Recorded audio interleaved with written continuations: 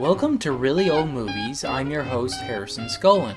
Today I'll be reviewing a film from acclaimed and controversial director D.W. Griffith, his film Intolerance from 1916.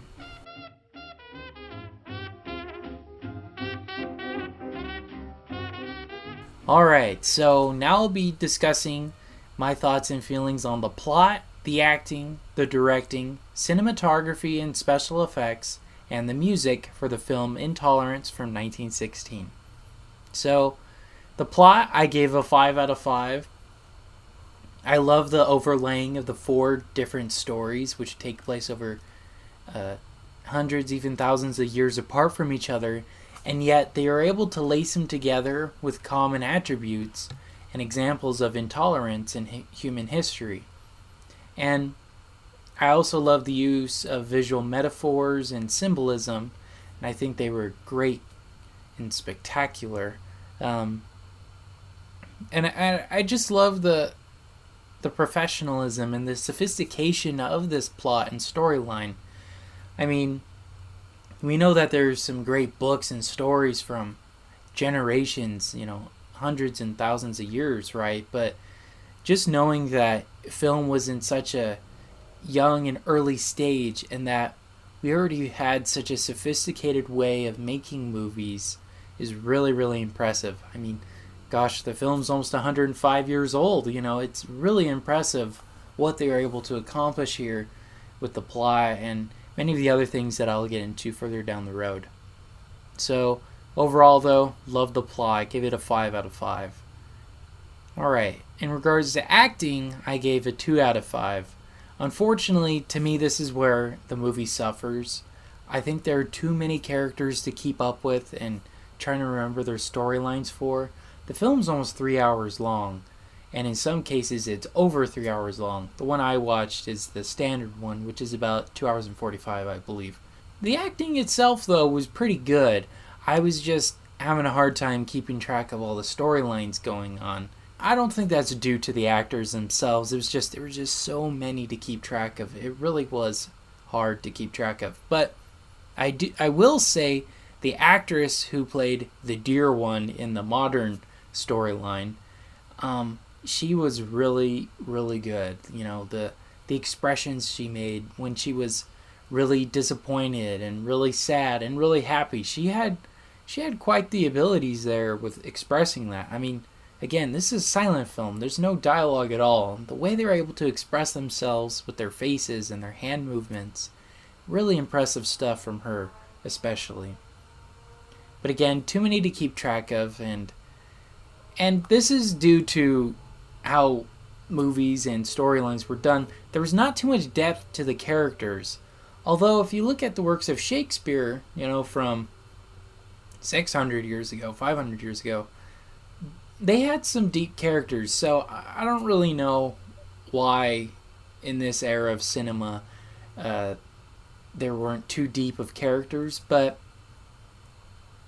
I digress. The acting overall gave it a 2 out of 5, unfortunately. Now, directing-wise, I gave it a 4 out of 5. Not talking about the controversial man D.W. Griffith himself. He definitely was a pretty double-edged sword figure if we think about it. But all that aside, I think it takes a really talented and really hard-working director to piece together such a huge and ambitious film. The way each scene is directed and staged is incredible, especially in the Babylon scenes. There's thousands of extras walking around. I can't imagine how much of a nightmare directing that many people was, and just trying to keep it all running. It's insane. And I learned, however, they didn't make enough money in returns to justify the insanely expensive plot for that time period. So unfortunately, this led to a lot of the financial turmoil he suffered from the rest of his life.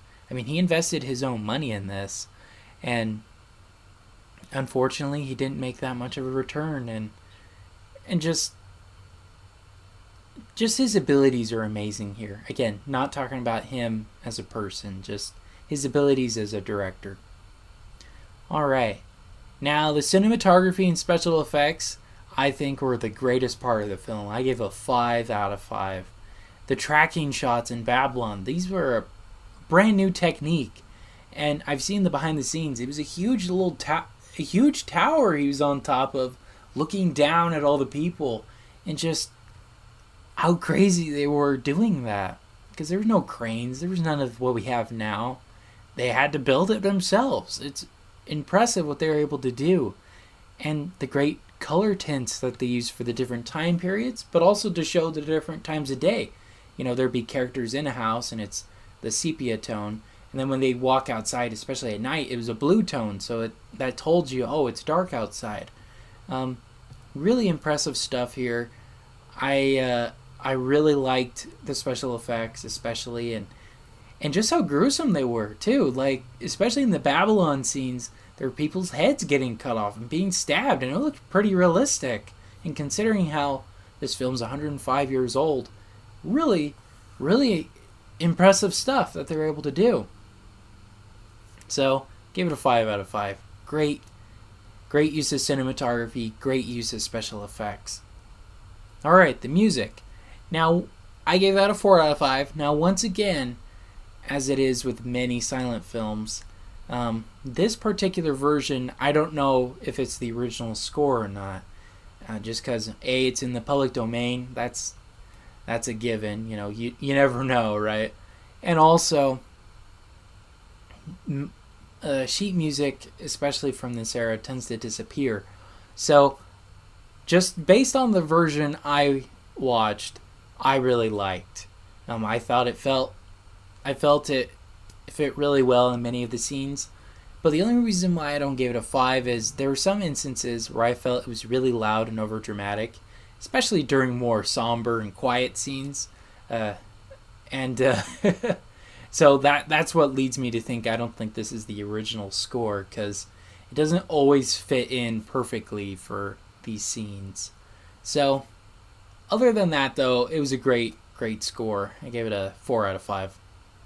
Alright, so tabulating that all together, that brings it to a 4 out of 5 on Letterboxd. Again, I think this is a great film. I really enjoyed it.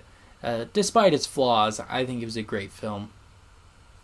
A great time capsule of this era, too. Not just of, the different storylines or special effects, but even the modern tale now is over 100 years ago, and getting some insight into what life was like in America in 1916. You know, there's not a whole lot we really know about this era, other than from the few films that were made during this era, and some of the, pictures and stories and whatnot. And it's always so fascinating just to see the world as it used to be. And yeah, I want to learn more about it. It makes you want to know more of what the world really was like back in that era, and how drastically different it is to what we're used to now. I mean, many of the characters in this movie, especially in this scene, the older people, I realize if they're in their 60s or 70s, like they were born in the mid-1800s, like they saw the Civil War. It just blows my mind that we have actual footage, not just photos, but footage of people who were alive during the Civil War, maybe even earlier in some cases. So, again, great film. Really impressed with the special effects and the sophistication of it. It is a tad bit long. I will say it wasn't always captivating. Pretty hard to watch at some parts. Not because it was controversial or anything, but more of it was really slowly paced, and I think that's understandable for a film that's 105 years old. Kind of different on how they made movies back then. And the set pieces are superb, and I think some of the greatest you'll ever see during the silent era. And again, just a testament to the abilities of D.W. Griffith and all of his co-workers that put this film together. Alright, so those are my thoughts and feelings on Intolerance from 1916. Thank you all so much for listening to today's episode, and make sure to subscribe to our our podcast on Apple Podcasts or Spotify, where we release episodes 8 p.m. Pacific Standard Time on Fridays.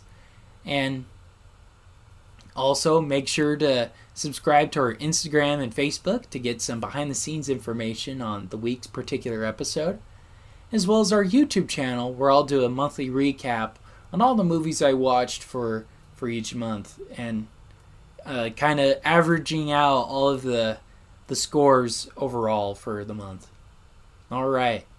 Well, thank you all so much for listening to today's episode of Really Old Movies.